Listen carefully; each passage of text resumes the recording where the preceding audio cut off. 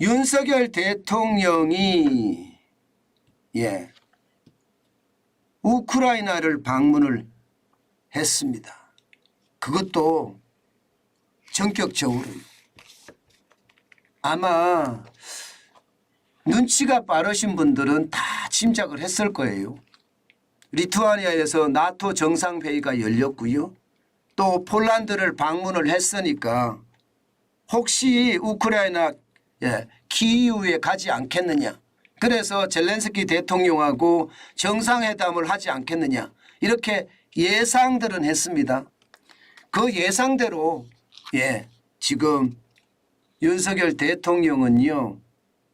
군도 없이 전쟁국 이 나라를 방문을 했죠. 신변의 위협까지 감수하면서 저는 내린 결정이라고 생각합니다. 물론 우크라이나 젤렌스키 대통령과 정상회담을 했습니다. 그 정상회담에서 두 나라는요. 큰 틀에 합의를 했어요. 하나는 인도적인 지원을 더욱더 확대하겠다. 또 다른 하나는 전후 재건 사업에 대한민국이 참여하겠다. 이렇게 말입니다. 아마 여러분들도 뭐 이 정도 지원 또 이 정도 전후 복구 사업 당연히 할 거라고 생각을 했을 겁니다. 왜냐하면 폴란드 대통령과 정상회담에서 적어도 말입니다. 적어도 60조에 달하는 우크라이나 재건 사업을 공동으로 추진하기로 합의를 했기 때문에 전후 재건 사업에도 대한민국이 중추적 역할을 할 수 있는 거라고 아마도 많이 판단을 했을 겁니다. 물론 여기에서 무기 지원에 대한 이야기가 나왔을까? 이게 모두의 관심사이기도 했거든요. 왜냐하면 젤렌스키 대통령은 계속해서 무기에 대한 지원을 해달라 이렇게 이야기했고요. 실제 대한민국의 무기는 가성비가 최고인데다가 전 세계에서도 아주 강력한 무기잖아요. 그런 무기들이 지원되기를 아마 젤렌스키 대통령은 바랬을 겁니다. 그렇지만 윤석열 대통령은 군수물자에 대해서는 인도적인 지원으로 큰 폭으로 늘리겠지만 무기에 대해서는 함구했습니다. 함구라는 것은 어떻게 했는지 아무도 알 수는 없지만 우리는 직접 전쟁을 하고 있는 당사국에는 무기를 지원하지 않는다는 원칙을 지켰다는 뜻으로 저는 해석합니다. 저는 이것을 보면서요. 윤석열 대통령이 이렇게 신변의 위협을 무릅쓰고 우크라이나 키이우를 방문했을 정도라면 이것은 어쩌면 말입니다. 자유주의 연대의 기치를 더 높이 시켜들겠다 하는 그런 아주 강한 의지라고 저는 판단이 됩니다. 이게 말입니다. 지금까지는 대한민국의 외교가 전략적 모호성이라고 해서요. 이게 노도 아니고 예스도 아니고 아주 중간 단계로 계속 끌고 갔거든요. 그런데 윤석열 대통령은 외교 자체를 말입니다.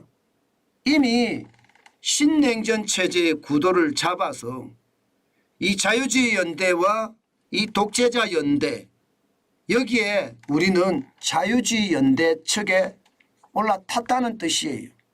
게다가 그냥 단순하게 올라타는 것이 아니라 이번에 우크라이나를 방문을 하면서 말입니다.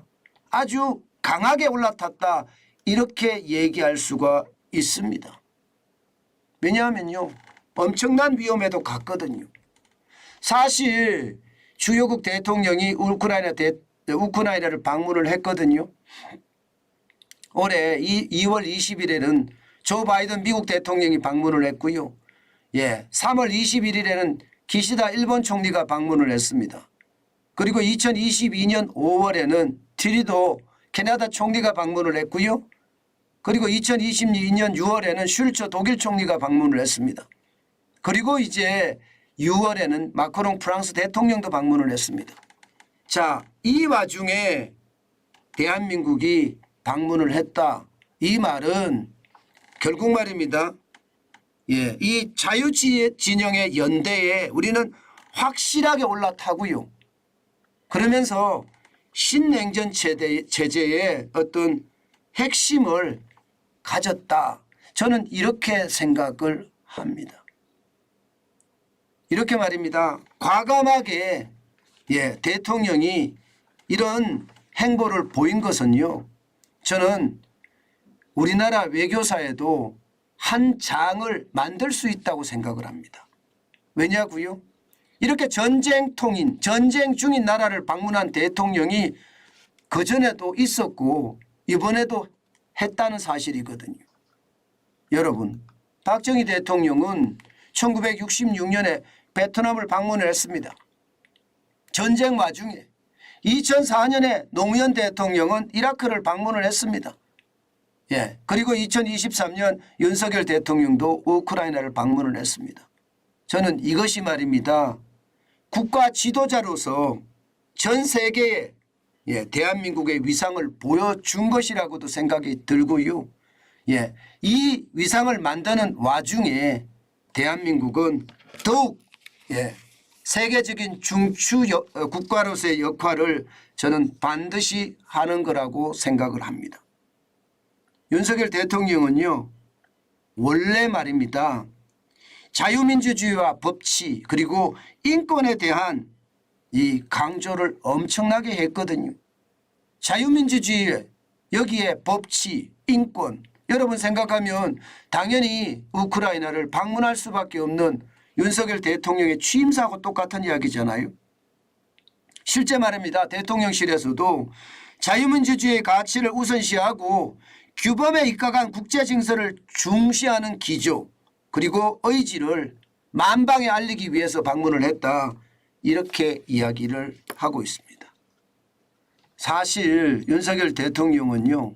실제 정상회담만 한 것이 아니라 피해 지역을 이렇게 방문하기도 했습니다.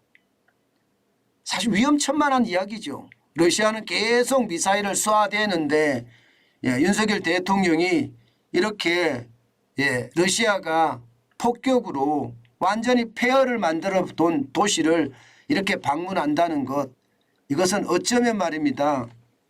저는 자유진영의 연대와 강한 유대감을 만들기 위해서가 아닐까 저는 그렇게 생각을 합니다. 지금 세계 질서를 본다면 저는 당연한 순서가 아니겠느냐 저는 그런 생각도 해봅니다. 물론 위험지역에 일국의 대통령이 간다는 자체는 우리나라로서도 대한민국으로서도 굉장히 위험한 일이긴 하지만 자유진영의 연대와 어떤 끈끈한 유대감을 만들어 간다는 차원에서 보면 잘한 선택이다. 저는 그렇게 생각합니다. 당연히 지금처럼 말입니다. 엄청나게 바뀌어가는 자유진영과의 연대를 공고히 해야만 지금 대한민국의 어려움, 대한민국의 경제적 어려움도 탈피할 수 있다. 저는 그런 생각합니다. 지금 말입니다. 너무 재는 문제보다는요. 시장에 아주 강력하게 뛰어드는 것. 이게 어쩌면 말입니다. 전체를 살릴 수 있는 또 하나의 용기가 아닐까. 저는 그런 생각도 해봅니다.